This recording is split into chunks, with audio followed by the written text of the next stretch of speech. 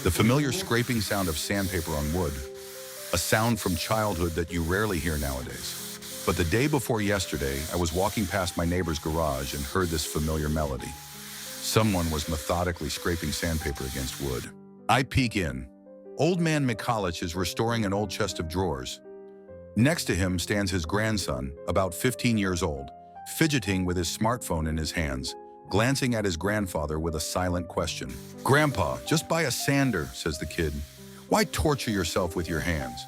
"With my hands, I can feel every fiber here, every irregularity. This isn't just about stripping wood, it's about putting your soul into it." But this simple sandpaper in the grandfather's hands is an entire story that began with shark skin and ended with an industrial revolution created by an ordinary 12-year-old boy. But let me tell everything in order. Did you know that sharks were the first manufacturers of sandpaper? Their skin is so abrasive that it can leave burns if you run your hand against the scales. Ancient craftsmen quickly understood.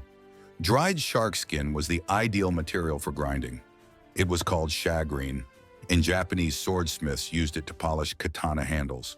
But even earlier, in the 13th century, Chinese craftsmen created the first true paper sandpaper. They crushed seashells and river sand, mixed them with natural resins, and applied the mixture to parchment. Imagine, 700 years ago, the Chinese were already mass-producing abrasive materials. In medieval Europe, weaponsmiths and armorers weren't sitting idle either.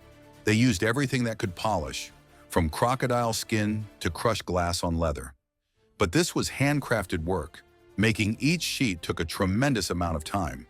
A craftsman had to first tan the leather in a special way, then carefully sift glass powder by particle size, and only then apply it to the base with natural glue made from bones and horns. By the 18th century, European craftsmen had learned to make glass paper. They glued crushed glass onto thick paper, but the process remained painfully slow and expensive, and it lasted practically no time at all. Furniture makers suffered especially. They could spend weeks sanding a single piano or chest of drawers. Every detail needed to be brought to perfection, and the tools were primitive. And here our hero enters the scene, a young Englishman destined to revolutionize the entire industry. 1825, London, the Oakey family. 11 children in the family, poverty. When John turned 12, his father made a typical decision for that time. It was time for the boy to earn money, and he apprenticed him to a craftsman who made pianos. Imagine this workshop, a semi-dark room, dust hanging in columns, and in the corner, a pile of poor glass paper that scratched wood more than it sanded it. John was assigned the most dreary part of the work. He had to cut thick paper into strips, coat them with glue, and sprinkle them with crushed glass. After drying, these strips had to be used to manually bring parts to their final finish. In those days, sandpaper production was quite a troublesome affair. You needed to know how to properly crush glass to get particles of the right size, how to mix glue of the right consistency, how to apply abrasive in an even layer. The slightest mistake, and the entire batch was ruined. But John Oakey wasn't the type to accept routine. It took him just one day to understand. The system worked terribly. Glass dust held poorly to paper, quickly crumbled off, and the paper itself became soggy and tore from moisture. And then a revolutionary idea was born in the teenager's head. What if instead of paper, he used dense fabric? He brought cleaning cloth from his father's factory home, and instead of glass dust, he took granite dust from the same plant where his father worked. Granite is harder than glass, and most importantly, its particles are more uniform. After some time, he approached the master with ready samples. The master first distrustfully turned the strange fabric paper in his hands, but when he ran it across wood, silence fell in the workshop. The sandpaper worked like a charm. The master raised his eyes to John, and in that look was understanding. The boy had just changed everything. But the most brilliant part was something else. John understood how to automate the process. His method allowed the use of machines, cutting fabric, applying glue, and sprinkling abrasive mechanically, not by hand. He invented special presses for uniform distribution of abrasive in drying chambers to speed up the process. By 1833, John was only 20 years old. He already had his own production facility in London. His company produced more than 30 types of abrasive materials of various grits, from coarse for primary processing to the finest for final polishing. He collaborated with furniture makers, blacksmiths, stone cutters, everyone who needed quality sanding. But Oki didn't stop at sandpaper. He developed an entire product line: wet and dry abrasives, polishing compounds, lead blackening, various furniture polishes. By 1874, the company already had 3 separate manufacturing facilities in London. Oki carefully guarded his secrets, especially the technology for making waterproof sandpaper, which he kept secret for many years. This technology became a real breakthrough. Now sandpaper could be used for wet sanding, which gave a smoother surface and reduced the amount of dust. John Oki's story isn't just a tale about invention. It's a lesson about how a child's mind, unclouded by stereotypes, can see a solution where adult specialists have been going in circles for years. But the most amazing part began afterward. Quality abrasives opened the door to dozens of other inventions.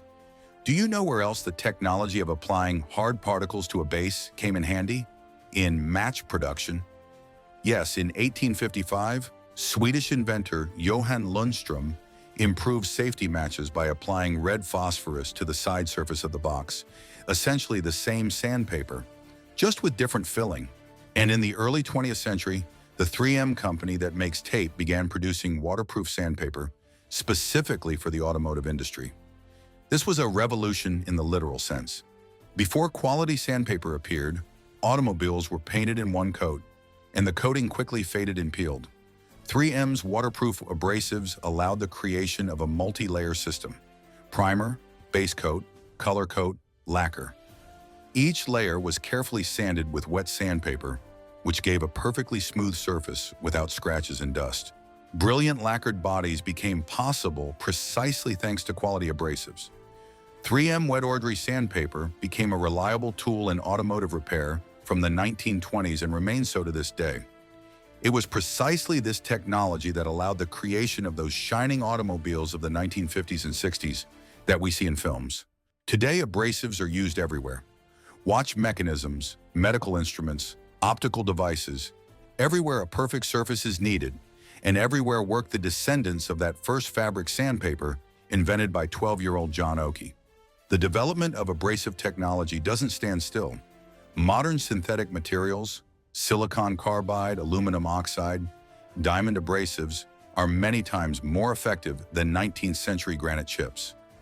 But the principle remains the same: hard particles on a flexible base, evenly distributed and reliably secured. The company John Oki and Sons still exists for more than 180 years. From a small London workshop, it has become an international corporation, and it all began with a 12-year-old boy who didn't want to put up with poor tools. If you, like me, treasure this living thread of craftsmanship connecting old man Mikulich, young John Oki, and us today, please like and subscribe to the channel. This is the best signal that such stories are important and needed. Quality sandpaper democratized craftsmanship. Now any person can achieve professional results, having patience and the desire to work with their hands. It's precisely this accessibility of quality tools that gave birth to DIY culture, the maker movement that's changing the world.